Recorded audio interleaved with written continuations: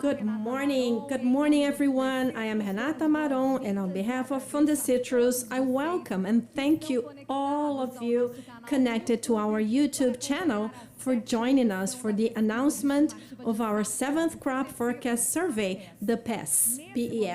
At this moment, people in more than many countries, such as the United States, France, the Netherlands, be all welcome. And here with me at the headquarters of Fundecitrus in Araraquara, the countryside of São Paulo, we have Fundecitrus General Manager Juliano Aires. Good morning, welcome. Good morning. It's such a special day today for the crop forecast. And I'd like to greet all citrus growers and my friends in the citrus sector. Thank you, Juliano. And now the coordinator, political, institutional, and methodological coordinator, professor at USP and FGV, Professor Marcos Fava Neves. Good to have you here again. Good morning. Good morning, Renata. It's a pleasure for me to be here and a privilege to be part of yet another historical moment of worldwide citrus sector. Bringing information to you for the 7th year, information that is clear, transparent, and being here together with all of you. And also PES Executive Coordinator Vinícius Gustavo Trombin, also linked to Marquestrat. Good morning. Good morning, Renata, and all the citrus sector. We have lots of expectations for this day, and we are here to present the results for the 2021-2022 crop. And also Statistics Coordinator and Professor at Unesp, José Carlos Barbosa. Good morning, welcome. Good morning, it's a pleasure to be here participating in yet another crop forecast survey announcement. Thank you. And also joining us here in this auditorium, we have a PES Supervisor Fernando Delgado and PES Specialist Roseli Reina. Both of them now on our screen. They are special guests that we have here with us. And of course, they are part of this crop announcement. So, also, we have with us Fundecitrus President Lorival Carmo Monaco. He is in remote attendance. So, this is our president on our screen now. And it's important to highlight that we are here following all safety and prevention protocols. And everyone present here has been tested negative for COVID-19. Our online broadcast will have 4 parts. Let me pass the schedule to you. First, we have the institutional video on PES and Brazilian citriculture. Then we'll proceed to the crop announcement, and then presentation of data on crop forecast and tree inventory. And lastly, we are going to have the interactive section. That is going to be the Q&A session. So if you have any question, please feel free to forward it by our WhatsApp at this number that you have on our screen. So just add this number to your contacts, or you can also scan the QR code with your mobile phone. Please say your name and city or country you're joining us from. Questions will be addressed after the presentation session, okay? So before we get started, I'd like to show you how our meeting has followed all rules necessaries, and now we are going to give back the cell phones to all those that were responsible for the crop forecast survey. So you know that we have a lot of reliability. Now their mobile phones are being given back to them because, this estimate, this forecast is really expected by everyone. And now they have their phones back because before that we were totally disconnected from everyone for the crop estimate. So now I'd like you to watch the video on the importance of the work carried out by PES to sustainability and competitiveness of citriculture in Sao Paulo and southwest Minas Gerais, the largest orange producing region in the world. Please join us.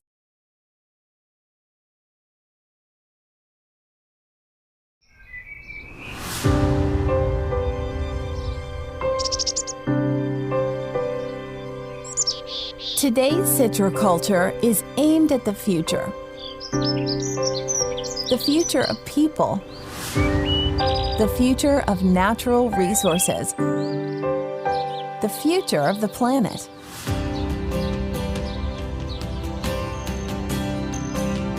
The 21 citriculture of the 21st century, of year 21, is grounded on merit, on well-deserved achievements, with a very important caveat: there must be equal conditions. If we extract the best of it, the core, the essence of the Fundicitrus crop forecast and the tree inventory will be equality. Equality to everyone at all times in the entire world. The Fundicitrus forecast, based on a complex methodology, enhanced year after year, bringing together geographical variations, biological mysteries, mathematical precision, results in the intertwining of many sciences. That statistically quantifies the next orange crop. And this means something. It means transparency. Transparency for those who produce, for those who buy, for those who sell, favoring the consumers downstream in the chain, who benefit from the orange nutrients and from fair competition. The Fundicitrus tree inventory, with detailed information on variety, fruit size, tree age, among other traits, has become a working tool for citrus growers. Profitable decisions depend on robust data. The Fundicitrus Crop Forecast Survey and the Tree Inventory democratize the access to current knowledge on citrus production, simultaneously, without privileges. With the pandemic, the serious debate about a healthy diet has brought some oranges, limes, and tangerines to the center of the discussion, to the table. Citrus fruits' nutritional properties help to strengthen the immunological system. We have recently discovered that groves contribute to biodiversity. Since the culture is perennial, the surrounding forests become more stable and transform the bees' dance over the orange tree blossom, resulting in harmony with the environment and dividends for beekeepers. An activity that is so familiar to us, Brazilians, deeply connected to our roots, to our memories, affections, and perspectives.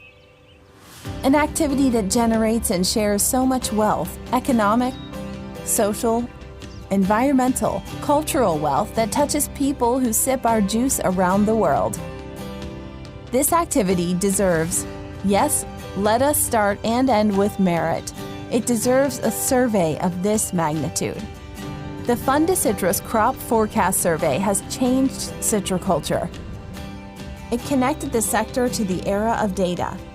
It gave confidence to the industry, producers, and markets. It created a favorable environment to production and commercial relations. To you, citrus growers from Sao Paulo and Minas Gerais, our deepest appreciation.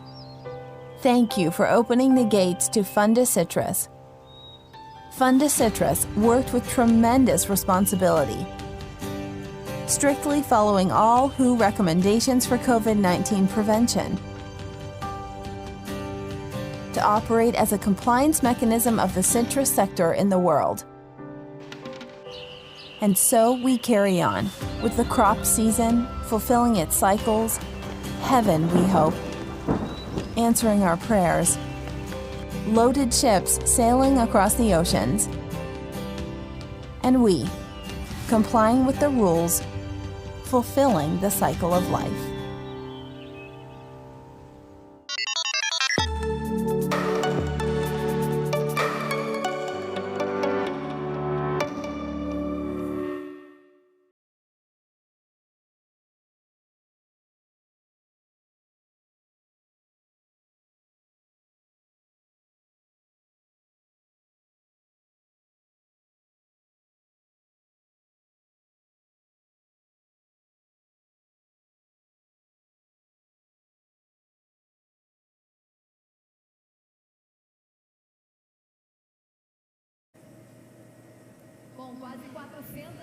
Almost 400 people are joining us today in our broadcast.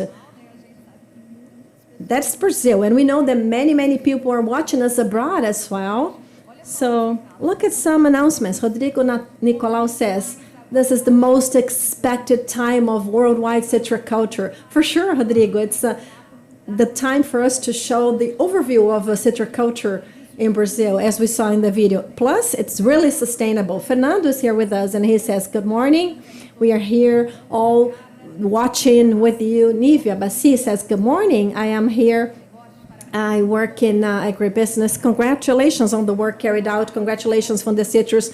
It's a lot of compliments that we have here on the past work and everything that is carried out, and we expect so much to hear about. And the Department of Agriculture people are also sending us their messages. So welcome you all. And as we saw before in the video, all this overview, this is great work carried out by PES. Congratulations again to all of you. And now I'm going to have a little talk show with our guests. So let's start with Juliano. Juliano, this is the 7th edition of this work, right? So what we can say in terms of evolution that took place along all this trajectory? Well, this year has been very atypical. We had to face the pandemic, but we succeeded, and we could meet or comply with all protocols and reach our goal. We have a lot of confidence in the numbers that's going to be presented to you today. It is a very assertive figure, and that took a lot of, criteria to be found or calculated. Vinicius, once again, we have faced this pandemic. You had to redefine this research and go on with the transparency and the reliability, because that's been said, this is the most expected meeting on Brazilian citriculture or worldwide citriculture. So can you talk a little bit about it? Yes, Renata. This year we faced this challenge with a lot of responsibility and complying with all protocols to prevent COVID-19. And together with the technical committee, we chose strategies that would minimize the risk without affecting the results of our work. Isn't it, Professor Barbosa? Yes, Vinicius. Even with all the restrictions imposed by the pandemic, we ended up being able to have our sampling with precision and within what was expected. Thank you, Vinicius and Professor Barbosa and Professor Marcos Fava Neves. It's a very special and remarkable time for citriculture, and this work is very well orchestrated. So can you elaborate about this alignment, Professor, a little bit? Well, Renata, before congratulating everyone here, especially Vinicius, and they took more risks than in previous years. So I would like to highlight, as someone that studies a production chain in the citriculture, the example that citriculture poses or gives to Brazil and the world includes transparency, and it's very scientific, and it's amazing that we announce to the whole world this crop forecast. Many try to come to the same stage we are in the citriculture in Brazil, but so it's a pleasure and I'm proud of participating in this process. And I can say that citriculture in Brazil is one production chain that is more transparent in our agribusiness. Thank you, Dr. Fava Neves. And now we go on to say that this 21-22 crop announcement and tree inventory for the São Paulo and Southwest Minas Gerais have been developed by Fundecitrus in cooperation with Marquestrate, Unesp Jabuticabal, and USP FEA Ribeirão Preto. Past data, in addition to portraying an overview of the citrus belt, contributes to planning for the sector and for citriculture to keep social and economically competitive, since it creates jobs and generates income, as well as being environmentally sound thanks to the large preserved woodland within farms and also developments in the control of pests and diseases. As we said, data was restricted to Fundecitrus president and general manager, pest supervisor, and specialist and survey partners in research, Marquestrate, Unesp Jabuticabal, and USP FEA Ribeirão Preto. All of them were subject to confidentiality obligations with regard to information before its announcement was made public, according to agreements signed between each of them and Fundecitrus.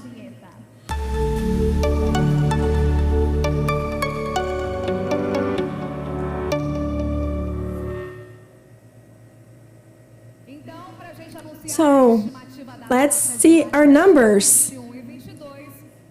I now invite Fundecitrus President Lorival Carmo Monaco to announce the 2021-2022 orange crop forecast to all of the citrus growing community. Good morning, Mr. Monaco. It's a pleasure to be here once again with all of you. Good morning, Renata. Good morning, everyone, all citrus growers.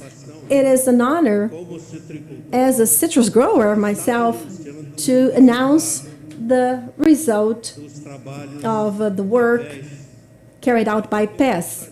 I would like to, before proceeding to the figure, I'd like to highlight a problem that has been mentioned already.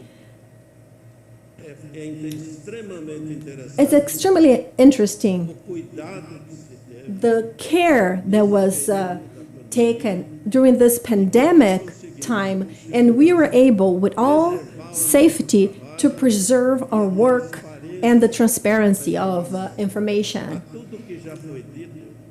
Just to add to everything that's been said, I'd like to add also the commitment on the part of the team that has carried out work that can show the responsibility, and also I'd like to highlight something that seems to me to be fundamental. The citrus sector in Brazil is setting an example of how the private sector takes on responsibility of meeting the needs of the market and at the same time preserving this financial resources. And especially to Fundecitrus, this is the long-term view. As Einstein used to say, we cannot expect new results if we keep having the same knowledge. And to that matter, PES is fundamental to Fundecitrus. So we work with our strategic planning in order to solve problems in the short and long term. For a perennial crop as citrus, we need to make decisions that will impact our long-term results. Data is important, and I would like to pass on the information that is basic, and as Juliano will go into details later on. So I'd like to draw your attention to the fact that the estimated crop at the time são 294 is milhões 294,170,000 boxes. That corresponds to 9.5% increase as compared to last year's crop. And yield, average yield, is estimated at 15%. Numa safra, na verdade, de 189 for a crop of 189 million orange trees. Those are fundamental pieces of information that will provide citrus growers to have good economic practices and good social practices as well. Congratulations again to the whole team and the institution and all citrus growers for sure. Thank you. Thank you, Dr. Monaco. So 294,170,000 boxes. That's the forecast for this crop. Very optimistic, right? An increase of 9.5% for sure. I thank you for your participation and for announcing such an important piece of information to everyone in the sector. Let's now proceed to the detailed presentation of the orange crop forecast and tree inventory. Meanwhile, you may forward your questions by WhatsApp at the number shown on your screen. Questions will be addressed after the presentation session.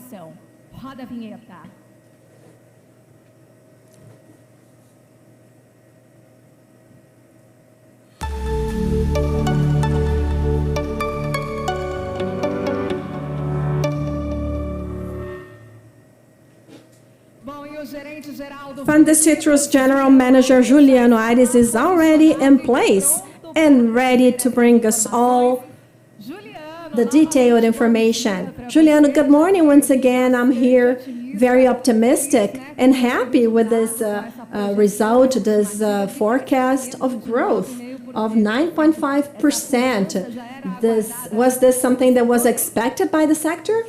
Good morning, Renata. Good morning, Mr. Monaco, and all members of Fund Citrus, our citrus growers as well. There's always anxiety in terms of getting to know this figure. We have worked a lot in the last days to have the as precise as possible data. As you can see, this is, you will see, this is very, information-based figure. It's a very atypical year with heterogeneous flowering and fruiting. We're going to pass on all the details on what went on this year, this last year, and also this year, and what are the perspectives from now on.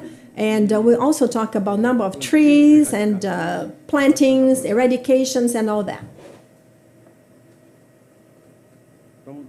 So once again, the number is 294,170,000 boxes. That is growth of 9.5 growth. And our yield also has this figure. So if you compare to the last 10 seasons, we have a decrease of 10.5%.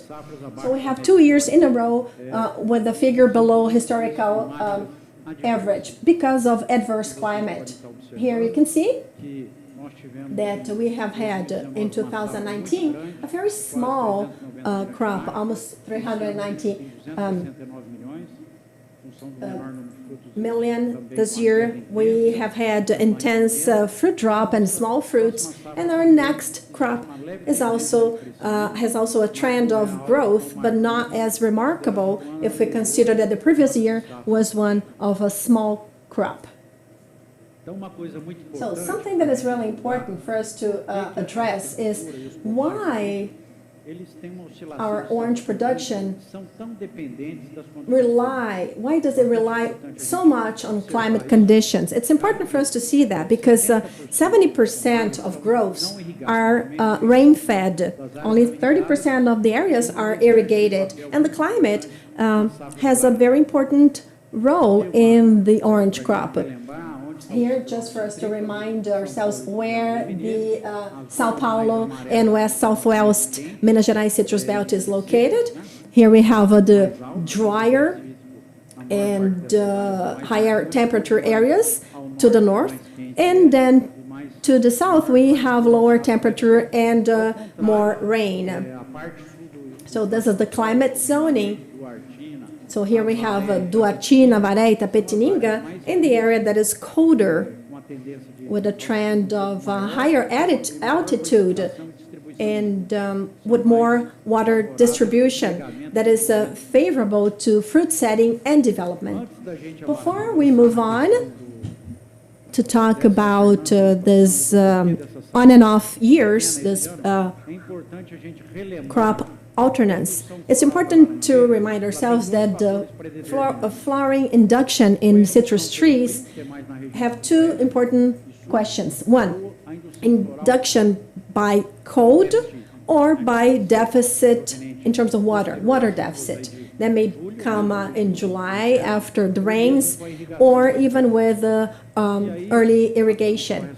And then we have this flower induction, and then weeks later we have the fruitlets forming, and if conditions are not favorable, we can have intense drop that is atypical. And then we have also what we call the June drop, that here is October, November, June in the States. And they will depend on nutritional characteristics of orange trees, water availability, and temperature. So in this initial phase of development of fruitlets, we have more intense drop, and intent occurs in the pedicels, in the peduncle. In phase 2, that takes place 40 days later, that is more important for the crop, that is highly dependent on nutritional conditions and also climate conditions for fruit setting to be proper. So if in September, October, we have adverse climate, then we'll have imbalance in the root system because of water deficit. Then water is not going to be transported from the xylem to the canopy, and then we'll have a high concentration of ethylene that is responsible for fruit abscission because of this imbalance in terms of nutrition. And that leads to a drop that may be atypical in years where temperature is too high and relative humidity is lower. And so citriculture, besides having good, having trees with good nutrition and reserves, also will depend on water conditions and temperatures post-flowering. And we'll see that there is a correlation that is very intense and direct between or among regions in terms of environmental conditions. This year, specifically, we have carried out a detailed analysis of all the 12 regions, and we see that 9 of them had not a lot of rain, and rains came later as of October. Whereas in Duartina, Avaré, and Itapetininga had rain that came earlier in July and August, and that induced flowering in the rain-fed areas. And then this fruit produced from this first bloom were present in October, September, October. Whereas in Brotas, Porto Ferreira, and other regions, this first bloom only took place in the irrigated areas in July and June.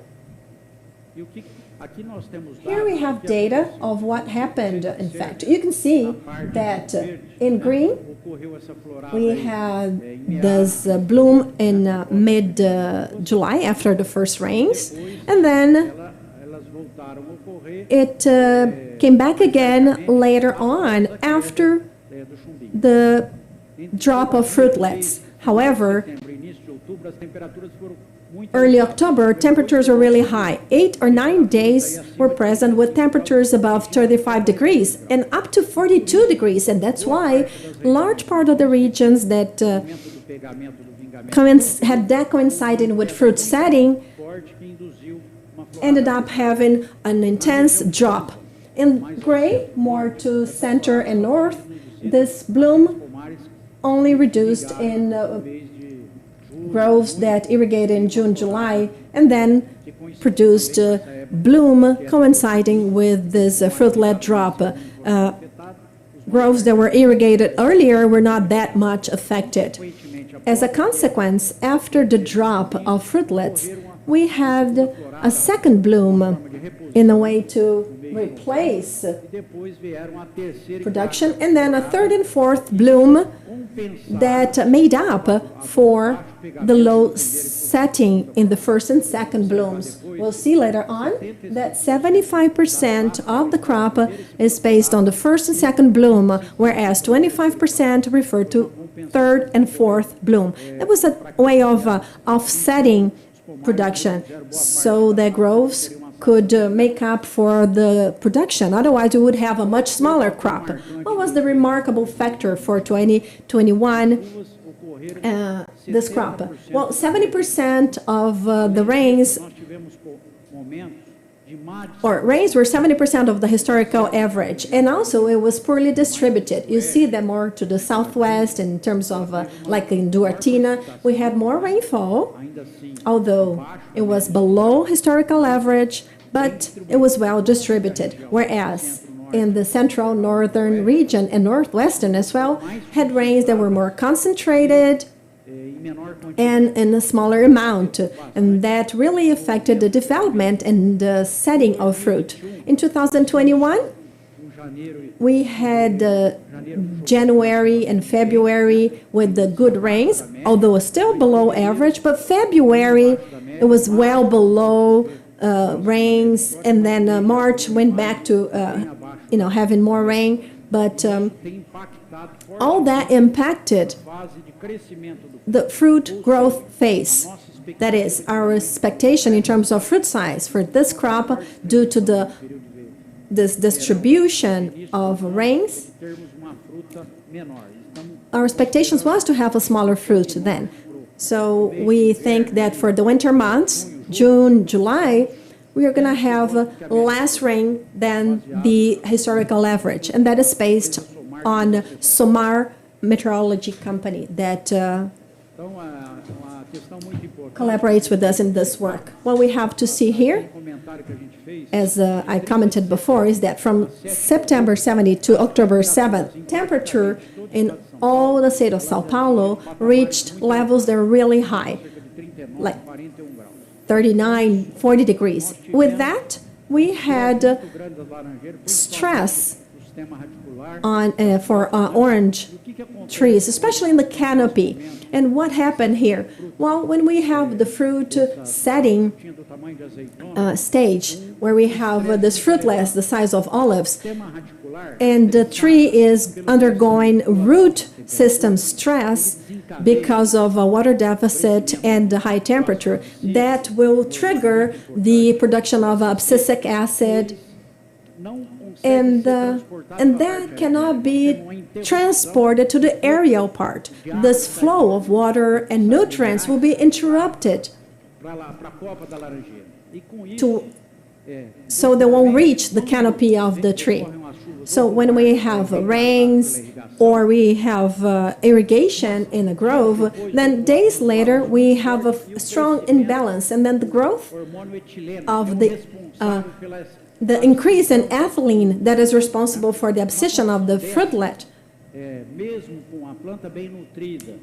It's something that happens even if the plant is well nourished. So the plant sees that as being threatened, and then fruit would drop in a much higher rate. And that's what happened. You can see here that there was this drop of the peduncle when it's smaller, because of this hormonal imbalance that would increase ethylene in the canopy.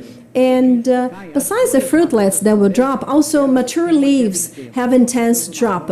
So the tree will only keep young leaves that have the auxin present, that will keep them fixed to the plant for later growth. That's why we have the renewal of reserves in the plant, and then we have the third and fourth bloom in a way to offset production. That's what happened here. So here was intense drop of fruitless.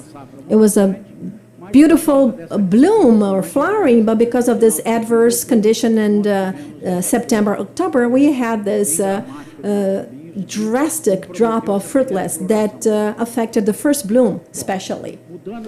So, going to a different topic now, we'll talk about how the survey was carried out.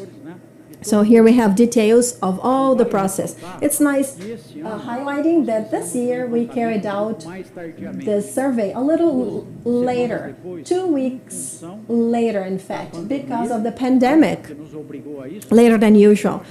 And also because we had a later bloom, so it would be more appropriate to do like this. So we finished our counting of trees in February, and then fruit stripping or tree stripping was in mid-May, and that was important because now in August we are starting this survey for us to count all trees based on the aerial images from satellites, and we're going to have a very precise figure for this mapping by December. We are going to have data on expansion, retraction, so that we'll restart the survey later on. During all this period, we're going to follow the fruit drop for us to adjust this number of 294 million. Just to remind you, the equation that determines the 294,170,000 boxes is based on productive trees or bearing trees, and then number of fruit per tree. There was an increase of 15%, as I said, and the drop rate that we'll talk about later on in more details, and fruit per box. So what do we count this? Well, from February to March, we had all this work of tree counting, 5% of plots that provided us with a trend of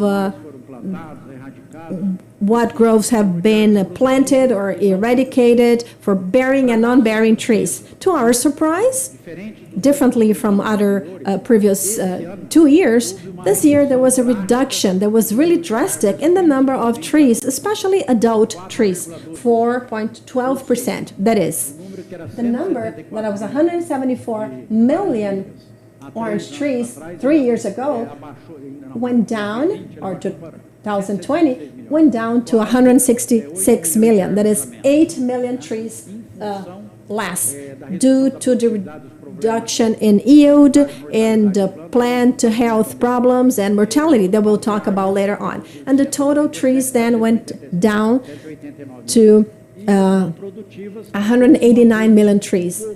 And non-bearing is a little bit before the figure of last year, 400,000, 2% difference in terms of planting. How have we come to this figure in terms of eradication and planting for us to have this final number in terms of hectares that reduced from 2018 from 401 million hectares to 379 million in 2021, almost 22,000 hectares. Well,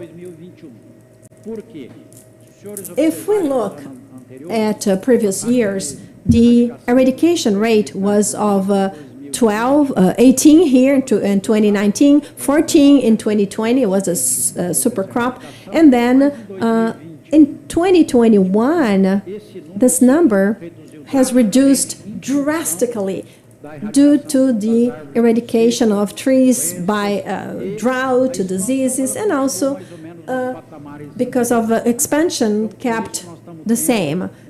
With that, we have had a decrease of 5.5% of the area.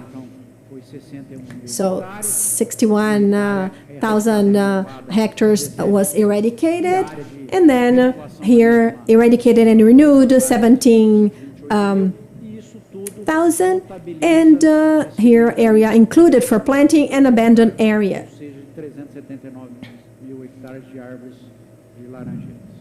So here we come to this final number of for the area of planted trees. Why has the eradication increased in the 2020-2021 crop? Well, several factors contribute to that. First, climate was so extreme that sometimes even groves of 8 to 12 years planted in hotter areas in the central and north and northwest sectors in the states, they died, those trees, especially when rootstocks were more susceptible, like the Citramelosuengo or Cleopatra mandarin. So in those areas where we had no irrigation, groves died, both for rank per lime, rootstock, and even for those ones that I mentioned here before. Another important factor was the greening incidence and severity that have increased. Under severe stress, like intense drought and water deficit, plant will suffer more. So the expression of symptoms, especially in the region in the south region, and also the central one, Porto Ferreira, Brotas, Duartina, that was really significant, and that coincided with the areas of more eradication of growth. So greening is one of the main reasons for that, because it decreases yield and will make a low yield plot inviable. So for the 3 last surveys, we have an increased trend for the disease. So it's a yellow light coming off. We have to double our care in those areas for us to keep this line as low as possible. It's worth mentioning that our main competitor has 80 to 90% contaminated with high severity, and that made yield and production in Florida to go really low to low levels. And also citrus sudden death. There was a little bit left behind before, but many groves of rank per lime has it now, and it has advanced from Triângulo Mineiro to Barretos and Rio Preto, and then groves were almost decimated with the sudden death. On top of that, also citrus blight took place that is related to the translocation of water and the xylem, because we have clogging of those vessels. So that also caused higher mortality and collapse. So both sudden death and citrus blight were important for this situation that we have today. A third factor, well, citriculture is probably the crop that pays the most to the high yield and efficient grower. But then with this dollar exchange rate and all the situation we're going through, we have an increase in the price of commodities. So those crops, as soybean, corn, and sugarcane, became more attractive and made it easier for citrus growers sometimes to decide on a different alternative for the mid-term, for areas of higher risks. So the price of commodities is something that also was determining to a higher eradication rate, because of the, providing growers with different options for their farms. Here we have a picture per region. You can see that the two areas of higher eradication, first is the south region, where the greening rate is the highest, and the drought was really intense. Almost 7.5 thousand hectares were eradicated. Central region with Matão, Brotas, and Duartina has also gone through a high eradication rate because of drought and greening. See here, northwest, the driest region in the state, also was affected with a high level, whereas southwest had a very low eradication rate, and in the north, it remained stable. So those 16,000 hectares, that is 4.11%, are concentrated in the central and southern or south regions that are really important, and where eradication was then much larger. What's going on in terms of planting? Well, drought also delayed planting, that moved on to the next year. What was supposed to be planted in 2020 was planted in 2021 because of delayed rains, but it had a little trend of a downward trend as compared to the previous year. So you can see here that the level here that was around 10, 12, 13,000 went up to 17 last year, 17,000, sharp increase. And then this year with the drought, it went down, especially because of later rains. And with that, we had this factor that helped decrease the number of trees, a total number of trees. What about planting density? Well, citrus growers are really wise. They always observe results that they have. And when draining came about in 2004, 4 years later, there was a trend of higher planting density because of a fear of graining. But then those levels came up here to 2017, almost more than 600 plants per hectare. And in some areas, there was even excessive planting density because of water deficit and all that. And then citrus growers start to use a more proper planting density, considering the variety of the canopy, the cyan, and also the region where they are, if it's irrigated or rain-fed. This year we have 564 plants per hectare, whereas the average for the citrus planted area is 400 trees per hectare, and for adult growths, 491 trees per hectare. So it's more moderate figure today.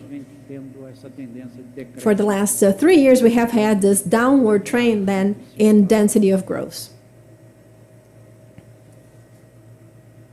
In terms of variety distribution, to our surprise, the market has looked much more now to pera, a variety that 4 or 5 years ago had a decrease because of being less productive, but that is has a double aptitude. That is, it's both for the market and table, and for juice, right?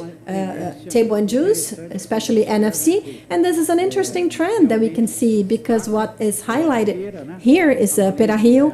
Valencia is ranks second, and Hamlin ranks third in terms of most planted varieties. What do we see for new trends, new plantings? Water is essential in terms of new plantings. It's no use for you to have irrigation system implemented, but you do have to have water, right? So today we understand that we have to have adjustment when you consider regions, soils, temperatures. So there is a trend of having a less dense growth in terms of planting, the growth in the use of pera, and also the use of areas where we have a more water availability. So citriculture is being more developed in areas where we have a more distributed rains. And then in terms of competitiveness and sustainability, those are vital for us to keep our citriculture as the most competitive in the world. It's not just, used to have a high yield if we do not have all that. So we generate technology from the citrus for us to have an increasingly more sustainable system with this priority mission in our institution. What about fruit or tree stripping? That stripping was a little late, from March 26 to May 17. And then here we have fruit drop that we study until mid-March, so it's a very precise figure. We had to rearrange our work. We had to reduce the size of the sample. So 61% of the traditional sample. This figure is going to be talked about by Professor, our statistics professor. And so we have a stratified studies per sector, per variety, per age of growth, and also we have we take into consideration if the growth is irrigated or not. Here we have the location of stripped trees. So this is the distribution that is very random. 1,213 are original growths, and 361 are resets. That is also another stratum that is taken into consideration. So what happened in terms of number of fruit per tree? You see that 2020-2021, we had 568 fruit per tree. This year, 639. That is 12% more trees or fruit per tree. For regions, the ones that had the highest increase in the number of fruits per tree were the ones that had the highest production 2020 was an off year. That is Votuporanga, Rio Preto, Bebedouro, and Triângulo Mineiro. Those areas that had a smaller production had the number of fruit above 30% as compared to the previous year. And areas that had the highest number of fruit last year, that is Avaré, Itapetininga, and even Porto Ferreira, had the lowest or the highest decrease due to the reserves in the plant, but also because of high temperatures that took place in September and October, and also the blooms that were later, the third and fourth bloom, that did not complete or did not reach the productive potential in those regions. That's why we have this drop in terms of production. Regions that used to have the highest number of fruit have had a significant drop of almost 15%. When we now analyze sectors, we can see what we said before. The number of fruit per tree by sector. Here, the north region, Bebedouro, Triângulo, it went from 502 to 688. And here, Votuporanga, 372 to 559. And when we see here the region, the southwest region, here's the area where, even with a high number of fruit, there was a decrease. That is, the lowest number of fruit in the last 5 crops. And that helped drop production in the state of São Paulo because of the factor that we explained before. Here, just would like to show you the different situations. You can see here that in Votuporanga, northwest region, far northwest, we had the first bloom and the third bloom. The tree has a heavy load. Here we have a large part of the area under irrigation. So here, Altinópolis, most of growths are non-irrigated with a high 800 meters of altitude. Second and third bloom, they were marked. And with that, the production was a little higher. This is Valencia. Brotas, likewise, a region with a high yield. In this case, orange trees presented multiple blooms, first, second, and third, and more recently, a fourth. Porto Ferreira. Here we had a decrease in the production. You can see here Folha Murcha variety with not as heavy a load due to adverse conditions with different sizes of fruit.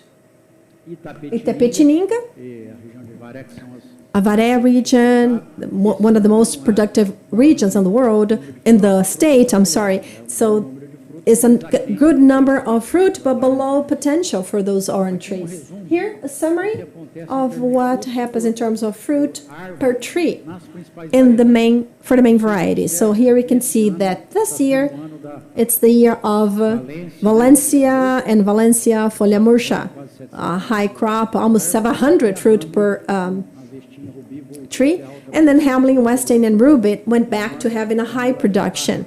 So it's already offsetting. And the other ones have remained at the same levels with few variation. So what is the bloom profile for this 2021-2022 season? Each year is different. This year, the first bloom is the second most important, almost 30%. The second bloom is more marked because part of it was later, and then there was a second flowering then, and then the third and fourth bloom because orange trees had not reached their potential and were well nourished and rested. they represent almost 25% combined for the total of the crop. So it's going to be a long flowering with 4 types of fruit in a complex crop from the point of view of harvesting and juice processing.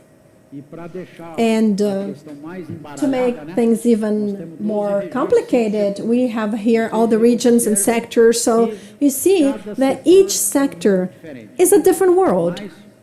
So what's remarkable here is that in almost all regions, with the exception of Votuporanga, that's where the first bloom is the most important, the second bloom in general is the most important one. So here we have Altinópolis, that is almost 100%, almost 86% first bloom.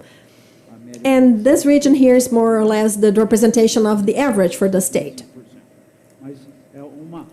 So that's an important point that is worth mentioning, that the fourth bloom this year has more weight, third and fourth blooms. Here, just like to show you the multiple blooms, then first, second, third, and fourth that came later. You see the difference in terms of fruit size.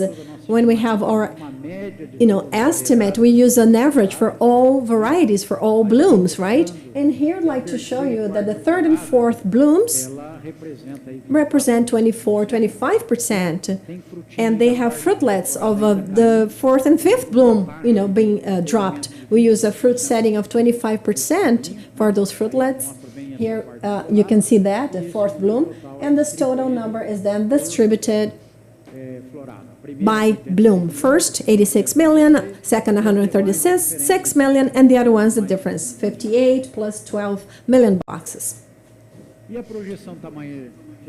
What about the projection of final size of fruit? That's something really important. We have 2 figures that we project or estimate, and we have to correct with basis on the history and the assumption of how the climate's going to be next, if it's going to be drier or wetter.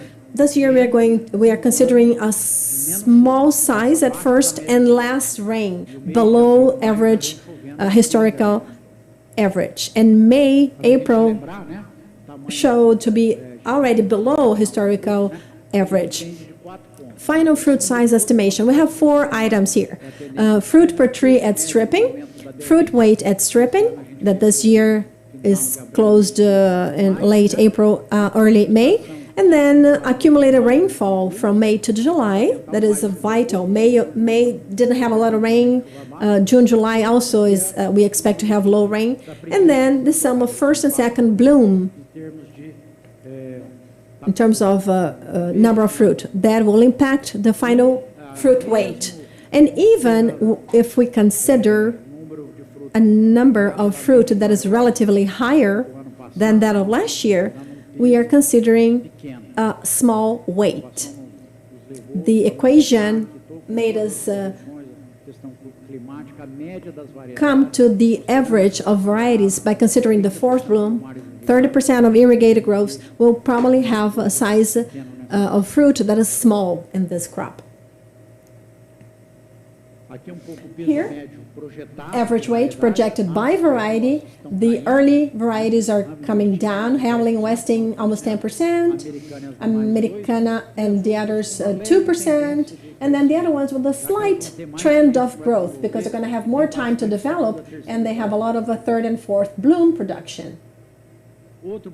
Another important parameter that we have to keep in mind is that citriculture, in terms of area, it has more than 30% of the total area irrigated. And here we see the remarkable difference between irrigated and non-irrigated areas.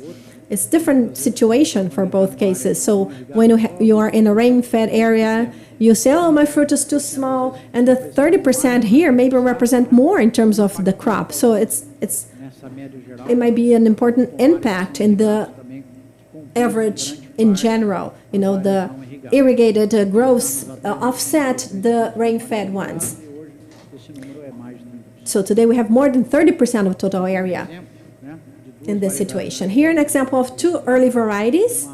That is, here it's an Americana in the region of São José do Rio Preto, and graft onto swingle and good size fruit, and it's been irrigated a little later, but it reached a very good size. In the region of Avaré, with no water deficit practically, you can see this picture that was taken last Friday, where fruit is too small, the growth is extremely stressed, we have furrowed leaves and fruit that is going to be harvested in 30 days, and they're well below their potential growth. So fruit size for earlies is going down drastically, and we can see that in the field. Projection of drop rate. The level we used to work in previous years was around 16–17%, with an exception of 2020 that we were above 20%. And also we project for this year, as you can see here, we had for previous year 17, 16, 20, and here we have this 21.6% because of the drought we had, and also because of pests and diseases that led us to a sharper drop, especially because of greening, the fruit fly, and the black spot.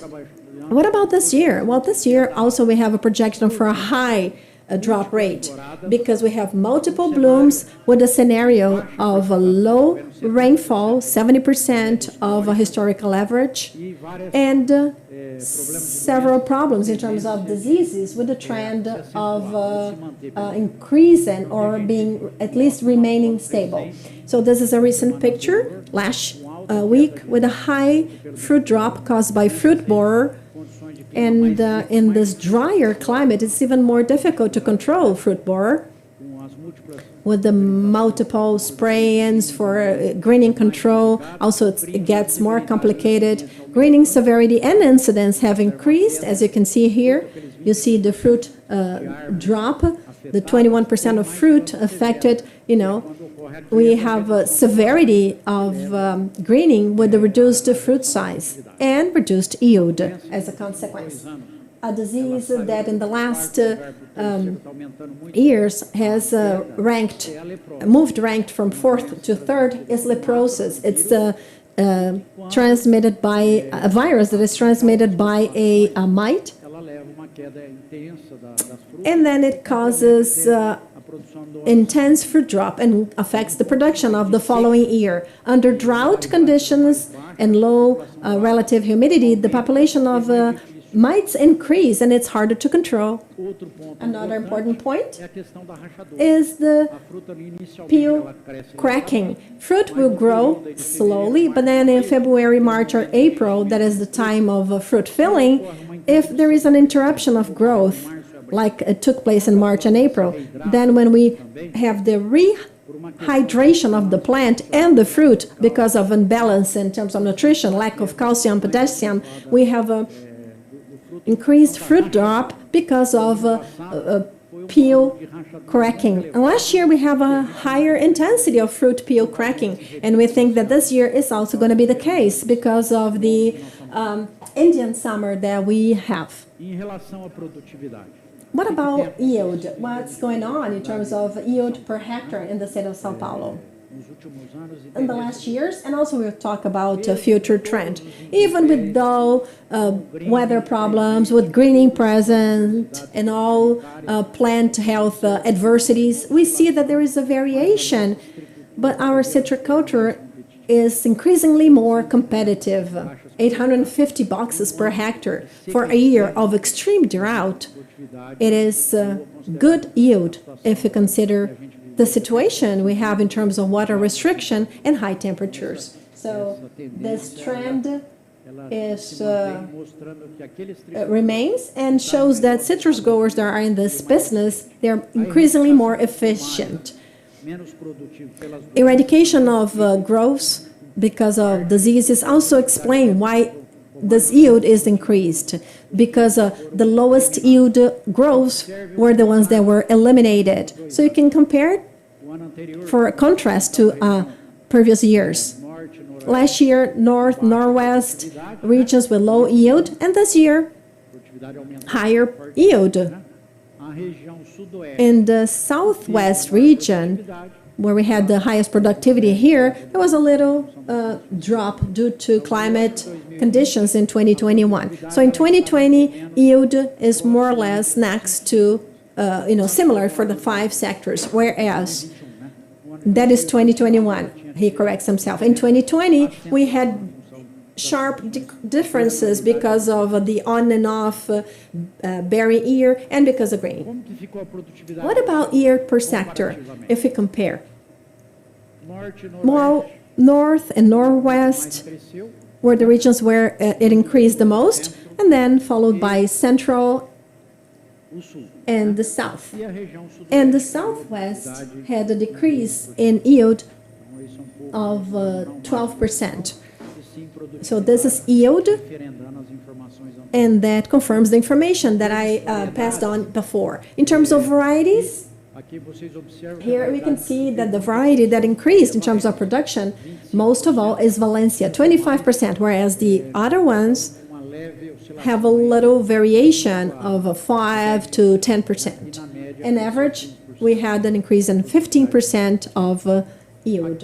Here, summary, general summary, 166 million bearing trees, 639 fruit per tree, drop rate 20%, second highest in the history, and small fruit, 259 fruit per box. General summary, I cannot mention every details now, but you have all the information available on our site and report, our summary. Here we have bearing trees, fruits per tree at stripping, and fruit drop. This drop rate is high, and as you can see, and here by tree, by hectare. Here we have boxes per tree, 177. Hamelin is the most productive one, followed by Valencia, that ranks second then. Here, share of sectors, a little bit increase here in the Northwest and Center, and then South here with a little trend of a decrease because of fewer fruit per tree. Here, in terms of share of varieties in total orange production, Valencia and Folha Murcha with an upward trend. Valencia, one of the explanations for that is that it has a high number of trees in the age bracket of 3. That is the age bracket 3 that increases, that is the most advanced age, oldest trees. And here, even with those samples of 1,600 and not 2,500 anymore in terms of number of samples, most of the samples are very close together with not a lot of a deviation. It's a very reliable figure. Once again, when we estimate 639 fruit per tree, this number varies from more or less 17 fruit. That's the confidence level. We are very confident about the figures here found in terms of this histogram of deviation of fruit per tree. We'll now move on to phase 2 with all the survey of fruit growth rate and drop rate in the field, and also we'll follow up on the fruit size from July until February or March, and then the updates for our estimates will be communicated to you, and then necessary adjustments will be made according to the number of fruit, size of fruit, and fruit drop. What's important is that in terms of a new piece of information is that every year we have a new mapping of all farms citrus farms, and that will start in August 2021 with aerial pictures and field work that will allow us to have a very precise number by January 2022. So we'll know the number of trees that are adult and new plants, resets. This figure will show us a snapshot of our citriculture. Thank you so much. I'm sorry if I was too long, but the amount of information is really large. So I think now we'll go to phase 4. That is the most important. That is Q&A session, the discussion with your participation. Thank you so much. May this discussion be really fruitful. Renata, you have the floor. Thank you, Juliano Aires, for bringing us this important overview of our citriculture. Well, let me go on to thank our audience and more than 450 people joining us at this time. We have people here talking about our excellent results in terms of survey. Congratulations to all involved. Maria de Lourdes here with us. Celso, congratulations, Juliano. Very technical as usual and also precise. Danilo and Mani, they say, congratulations from the sisters for your excellent work and vital information to the sector with transparency and reliability.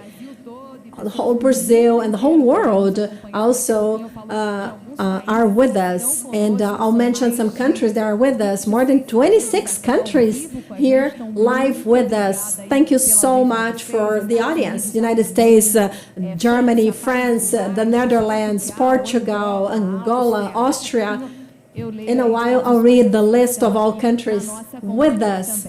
Well, you have been with us to see our institutional video and the crop announcement and now the very detailed presentation. We'll now proceed to the Q&A session.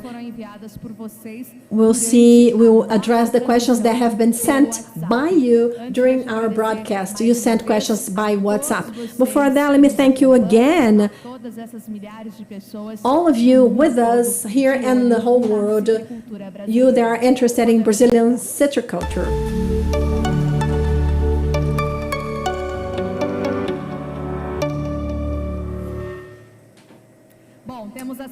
We do have questions here that have been forwarded by you.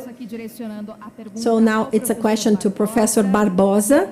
And the first question is, with the reduction in the number of sample, the estimate is still precise? Professor Barbosa?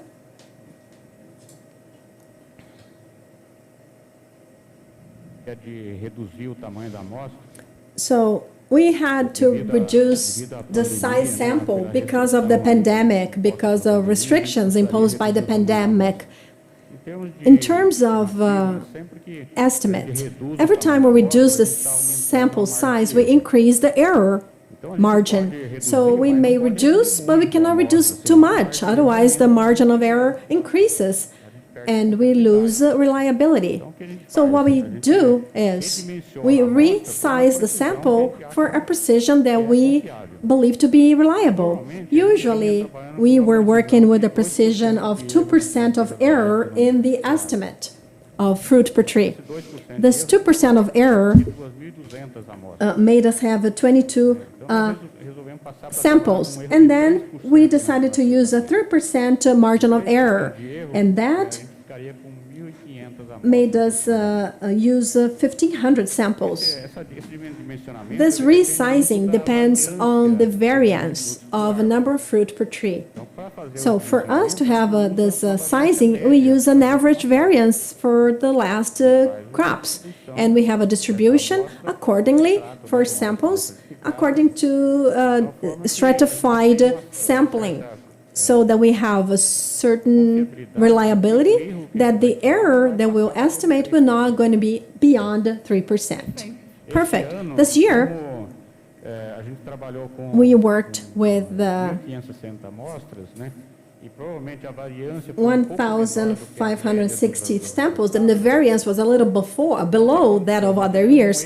So we had an error of 2.6%. That is, this error is even smaller than we anticipated in sizing the sample. So that provides us with a lot of confidence and reliability with the number we obtained. Thank you, Professor. Next question is to Vinicius. It's twofold, in fact. First, what is the trend of the variety distribution in the mid-term? Today, we have our crop very concentrated on late varieties, 48% of production. But late varieties also have the oldest trees. That is 14 million trees more in late varieties than in pera.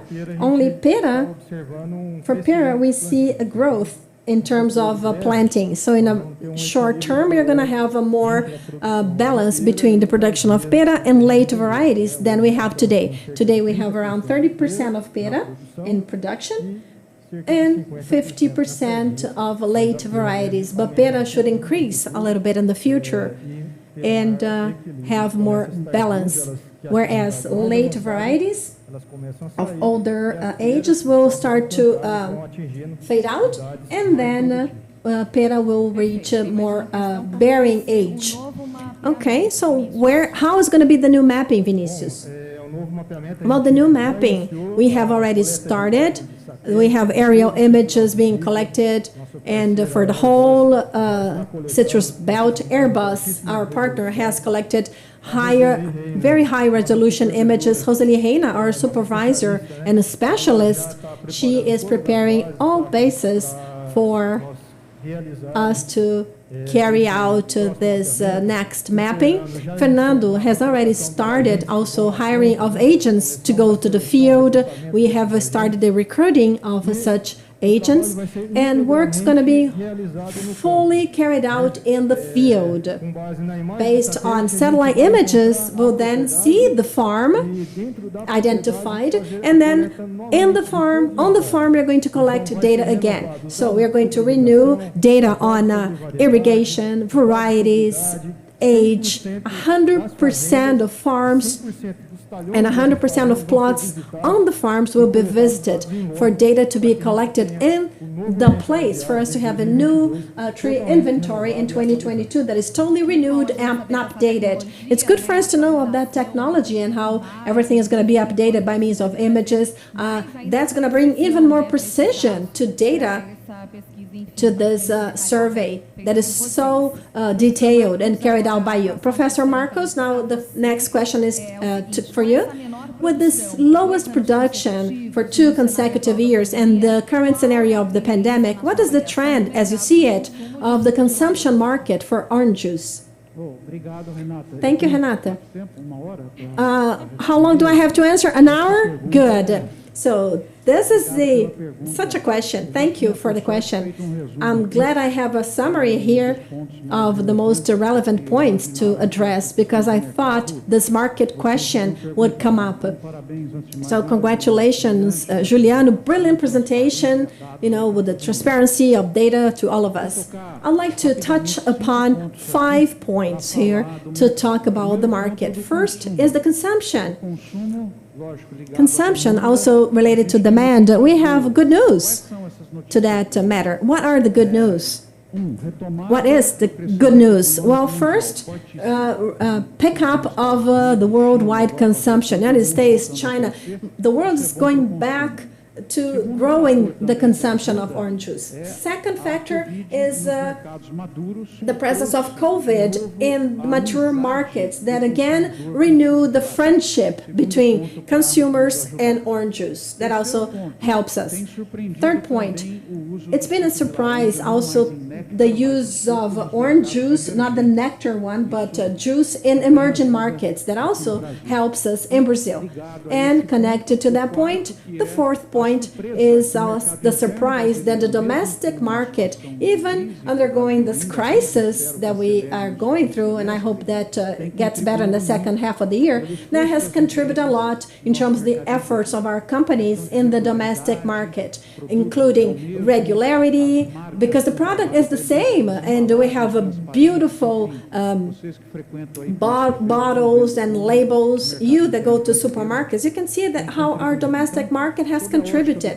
So from the point of view of consumption, differently from other times here, of the 7 times we have carried out this analysis, I think news is really good and favorable.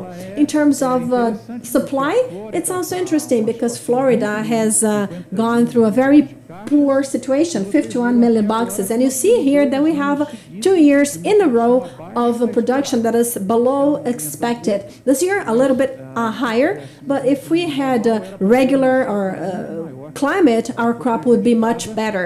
The crop was affected by climate. So 2 years of low supply of the main 2 orange suppliers in the world. And it all has been very well explained by Vinicius and Juliano and Professor Barbosa in terms of figures. So that said, the demand and then the supply will make us talk about price. Prices are going to be remain at a good level. Today in dollars, orange juice in Europe, FCOJ, is around $1,950 per ton. I think that's going to be a little higher, around 2,250 to 2,100. That is really good in terms of our exchange rate. And NFC, 650, today's number, and probably with this announcement we'll gain force to come up, especially in the European market. But it cannot go up too much, otherwise we're going to have a replacement effect. We want to have that price to keep good, because a very, very good price is never good, because then we have replacement products coming into the story, and there is reflected on price. To close, we have production and figures presented by Juliano, fruit, the results of past work. That shows acceleration in the eradication of growth, and also shows that investments continue, that as citriculture has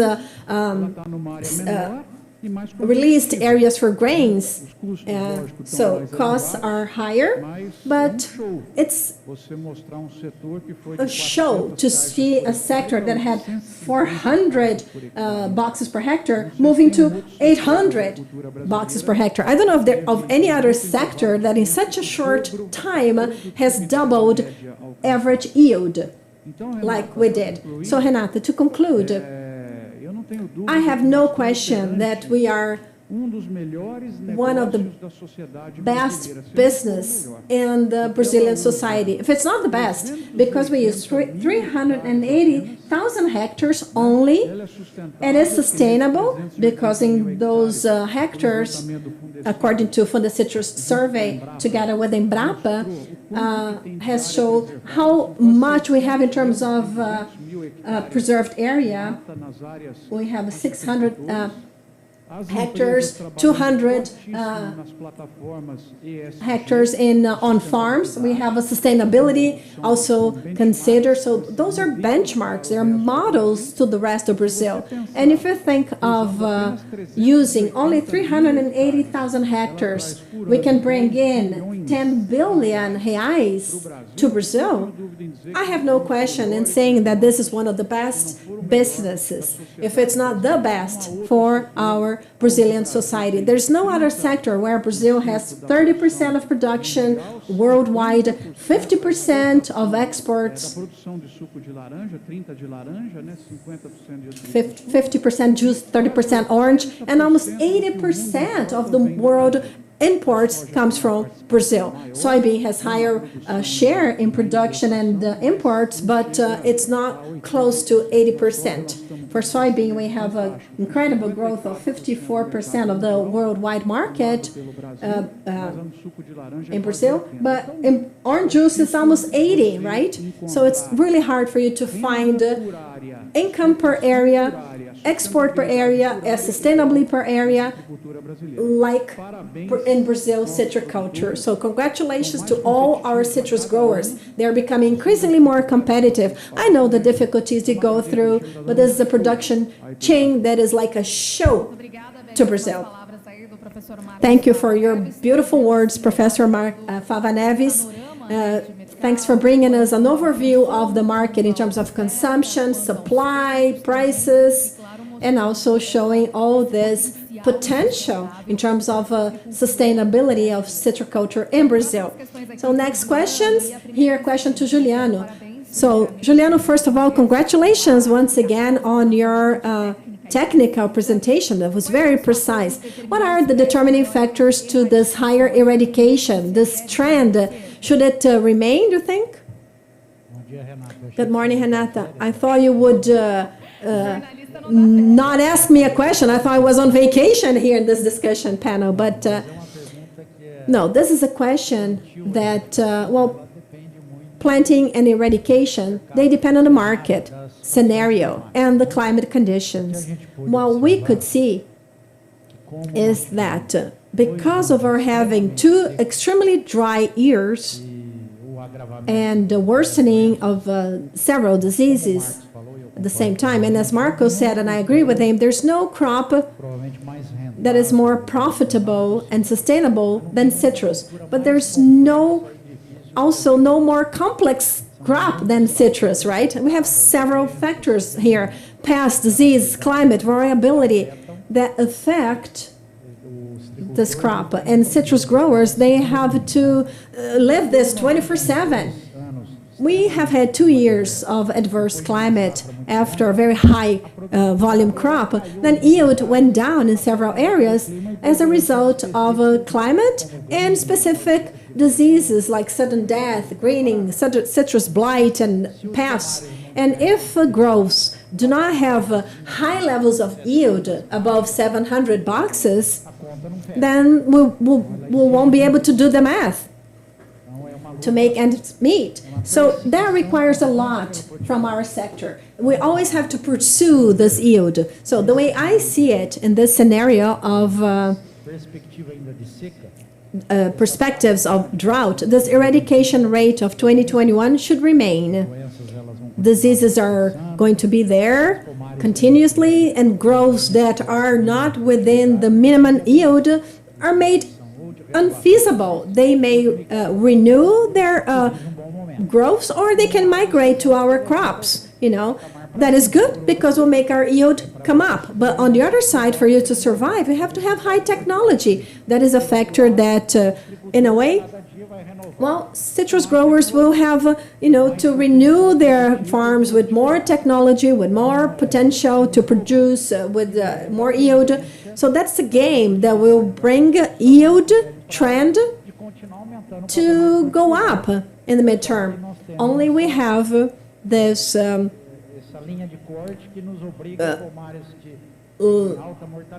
threshold, and according to the yield in this, closer to this threshold will make us decide on what's best for the business. Every year we have many people asking about this trend of growth of greening in the last few years, and that's very worrisome. What's the strategy to reverse this upward trend in greening, Juliano? Greening is a disease that, as of the time it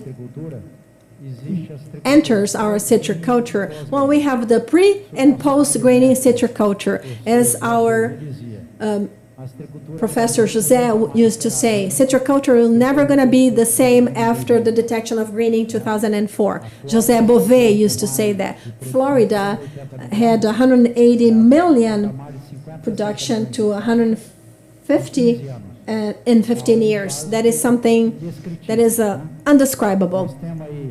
We have around, for every 5 plants, 1 has greening. 4 still do not. This disease does not depend only on our following rigor. It also depends on work that includes the small and mid-sized grower.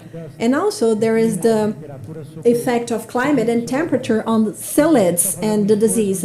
Funda Citrus has made major efforts both for generating new strategies that are more sustainable to control psyllids and the disease, and also in the short term of actions that decrease the inoculum in regions next to farms. We have 90% of psyllids coming from non-commercial areas or semi-abandoned groves. That's a serious problem. Yesterday, we had the good news that the Department of Agriculture is announcing a new ordinance as of June, where this topic is addressed, and then actions on abandoned groves and non-controlled areas may have more directed action in terms of being eliminated. I see that as a never-ending fight that is the mid and long term, and we'll continue to overcome this battle. It is hard, continuous, but it's a disease of hard control. Worldwide, there's just one large-scale citriculture that has been able to manage greening, and this citriculture is in the state of São Paulo and southwest Minas Gerais. Just like we managed all other diseases, we will be able to manage greening, and we will already overcoming it. I'm very optimistic about Fundecitrus leading the way, and this is our number one priority, and will continue to be so, because this is vital to our survival. Thank you for your conclusion, Juliano Aires. This is an important topic for our Brazilian citricultures. To close, there's another question here to Vinicius from Fernanda Cepea Exalqui. I would like to know if this forecast considers that rains can be below average for the next few months too, or if you consider a pickup of rains for the next few months, Vinicius. The projection in terms of fruit size is small fruit size, 157 grams each, and this projection reflects rains that are not as intense until October, below historical averages. Picking up rain again as of mid-October on. So that's why that the varieties Pera and the late varieties have a fruit size that is larger than early varieties, because they're going to have go through a period of more rains. And also we have a concentration there of third and fourth blooms for those varieties, also coinciding with the rains during harvest. Another question here from Celso, and feel free to answer. Citriculture has always been great a business for sure. We have millions of hectares of production. Florida used to produce as much as Brazil, but where is this worldwide consumption going to stop? I guess Professor Marcos Fava already commented a little bit about this, right? So, Celso, thank you for your question. The situation that we are talking about, that I made the analysis for, is for this year.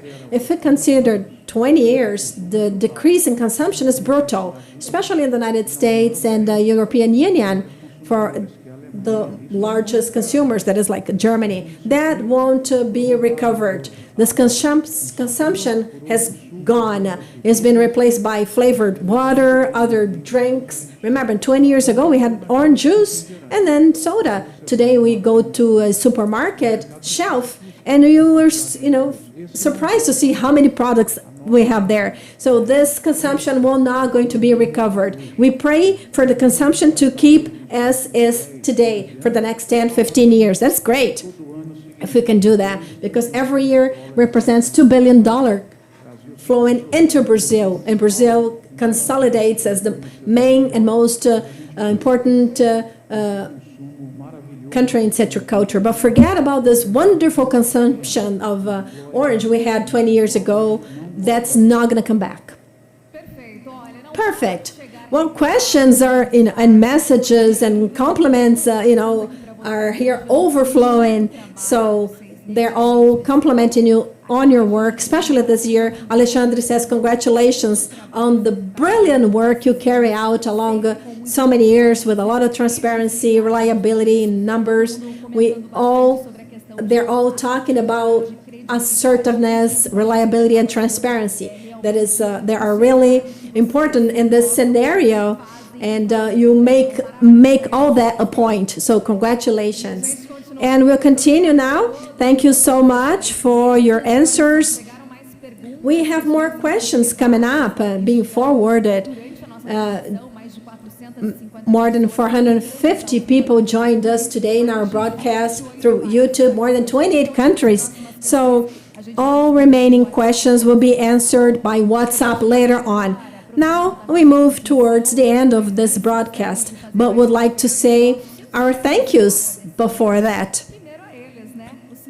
We sincerely appreciate, first of all, our citrus growers that year after year open their farms to our PES agents. All this work is only possible thanks to the support of each and every one of you. I also would like to thank the orange juice companies, Citrosuco, Cutrali, and Luis Dreyfus, for once again having allowed your groves to be part of sampling, and also for supplying data on the average size of fruit received for processing throughout the crop season. We thank also the Sao Paulo State Department of Agriculture and Supply for providing information on the number of nursery citrus plants marketed under the permit to transit plants in the state of Sao Paulo in 2020. We also thank the Funda Citrus Management Board, the technical committee members, and survey agents for their commitment and dedication. Despite our being under restrictions imposed by the pandemic for the second year, everyone's commitment has allowed for deadlines to be met and the survey high quality and reliability standard to be maintained, as it's been said in the comments that we heard. The crop forecast survey summary will be published on the Funda Citrus website right after our broadcast ends, and the complete report will be made available shortly. The video of this broadcast will also be available here on our YouTube channel in case you want to see it again or share it with everyone that takes part in this production chain of citriculture in Brazil. I thank our panel members again: Juliano Aires, Marcos Fava Neves, Vinícius Trombin, and José Carlos Barbosa, and also, of course, Funda Citrus President Lorival Monaco, that is in remote attendance. We also like to thank our special guests, Fernando Delgado and Roseli Reina, here present in this auditorium. Thank you so much for joining us and participating with us. Final figures: 28 countries, almost 30 countries here with us. We have had South Africa, Ukraine, Russia, India, Finland, Egypt, Switzerland, Belgium, Argentina, Turkey, Mozambique, Mexico, South Korea, Japan, Italy, Israel, United Kingdom, Spain, Costa Rica, Austria, Angola, Portugal, France, the Netherlands, Germany, the United States, and all our Brazilians joining us today. Thank you so much. I'll see you all again in the next edition, next orange crop forecast announcement. So have a great afternoon, and I'll see you next time. Bye.